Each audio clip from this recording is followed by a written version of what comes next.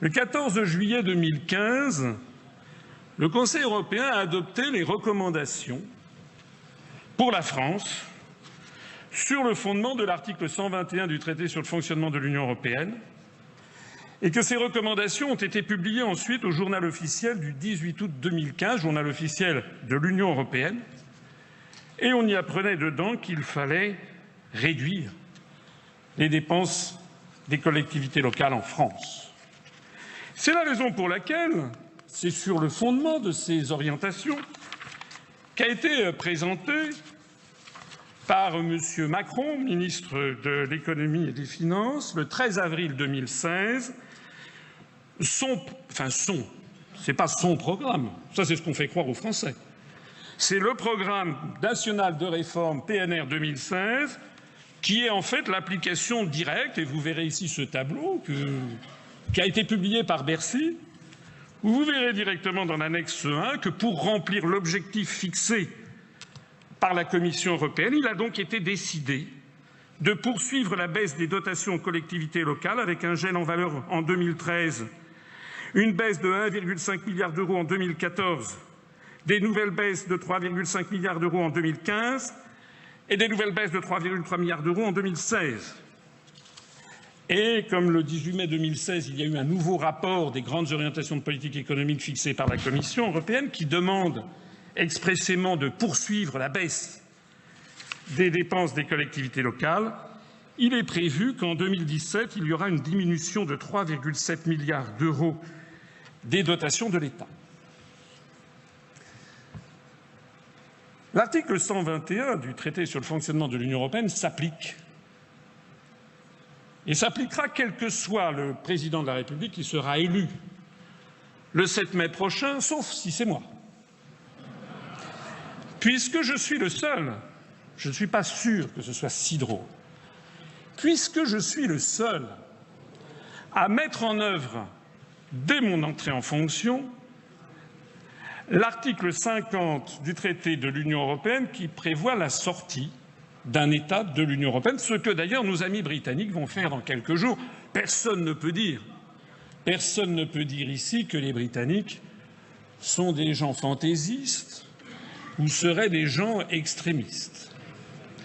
Ça veut donc dire que si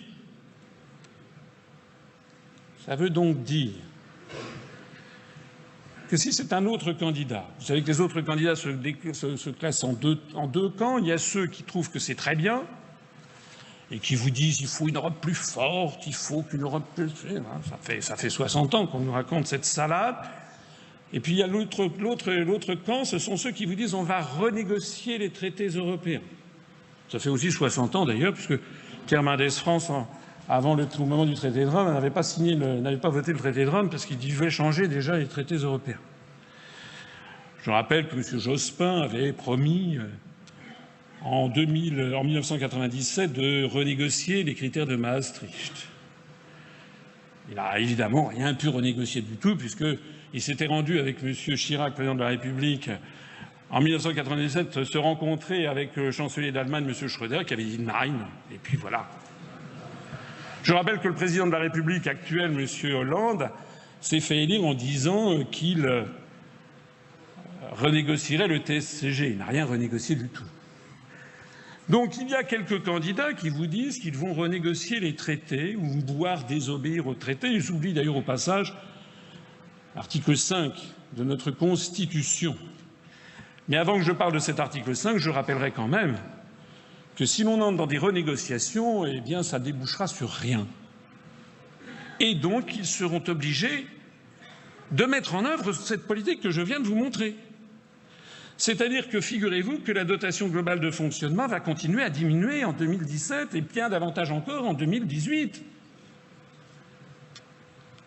Et je souhaite qu'on ait un débat de fond sur ces questions, parce qu'il faudrait quand même que le peuple français décide s'il est d'accord ou pas d'accord.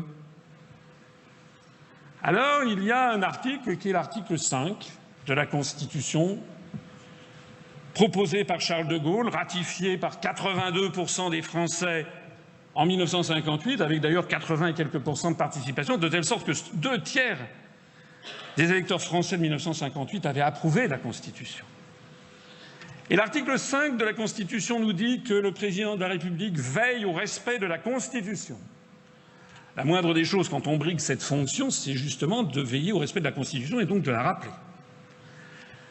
La deuxième phrase de l'article 5 précise que le président de la République assure par son arbitrage, donc elle se situe au-dessus du clivage droite-gauche, ça tombe bien puisque le mouvement politique que j'ai créé a été officiellement classé par le ministère de l'Intérieur en divers au-dessus du clivage droite-gauche et que d'ailleurs nos adhérents viennent de tous les horizons politiques. L'article 5 précise que le président de la République assure par son arbitrage le fonctionnement régulier des pouvoirs publics et la garantie de l'État. J'estime quant à moi que lorsque l'on voit la dotation globale de fonctionnement, c'est-à-dire les moyens donnés aux communes, les pressions qui sont effectuées sur les maires, en particulier les maires ruraux, pour qu'ils fusionnent de force au grand mécontentement des populations, j'estime qu'il n'y a plus fonctionnement régulier des pouvoirs publics, ni continuité de l'État. Enfin, je rappelle que la dernière phrase de ce formidable article 5, c'est là que doit se situer l'élection présidentielle, et non pas dans des débats où il est question de la recette de la choucroute garnie, comme c'était le cas l'autre soir sur TF1, où j'étais évidemment écarté.